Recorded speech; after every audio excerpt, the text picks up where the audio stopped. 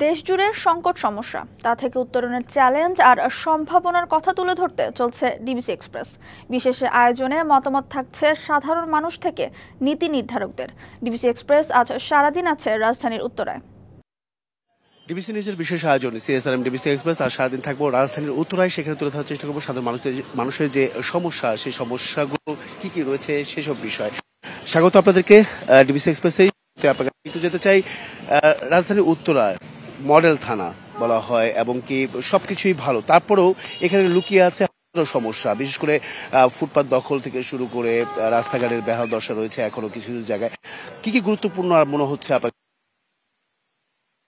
রাজধানীর Uttara model town বলা হয়, কিন্তু আমরা শুধু গুটি কয়েক সেক্টর ব্যতীত আমরা উত্তরাকে অন্যভাবে মডেল হিসেবে দেখতে পাচ্ছি না। বিশেষ করে আপনারা যদি দেখেন বর্তমান রাস্তার যে ফুটপাতের অবস্থা, সেটা মানুষের জনসাধারণের হাঁটার জন্য ওয়াকওয়ে দেওয়া হয়েছিল, কিন্তু আমরা দেখতেছি মানে ফুটপাত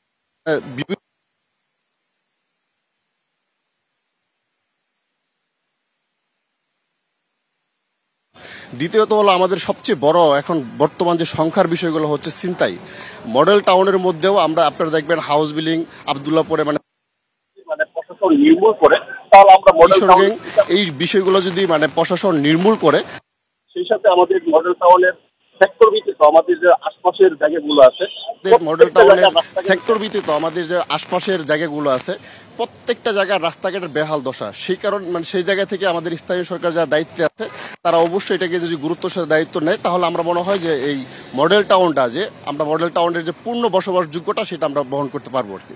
ধন্যবাদ। এখানে আয়োজন আছেন, একটু আপনার কাছে যেতে চাই। তিনি তো অনেক কথাই বলেন, প্রতিদিনই আপনাদের ভোগান্তির কাছে কি মনে হয় কোন বিষয়টা গুরুত্বপূর্ণ, যেটা প্রতিদিনই আপনাদের ভোগান্তির কারণ?